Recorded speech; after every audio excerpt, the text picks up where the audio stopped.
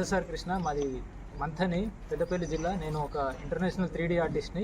అయోధ్య మందిరంలో బాలరాముని ప్రాణప్రతిష్ఠ సందర్భంగా మా మంథనిలో అయ్యప్పగుల్లో మేము దాదాపు 10 ఫీట్ల పొడవు 6 ఫీట్ల వెడల్పుతోని సీతారాములని చిత్రీకరించడం జరిగింది.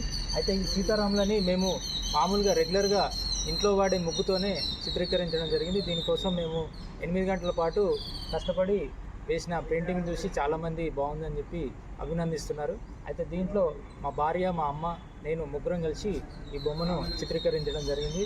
ఒక విశేషం ఏంటంటే మేము ఉపయోగించింది మామూలుగా మనం రెగ్యులర్గా వాడేటువంటి ముగ్గుతోనే ఈ పెయింటింగ్ వేశాము.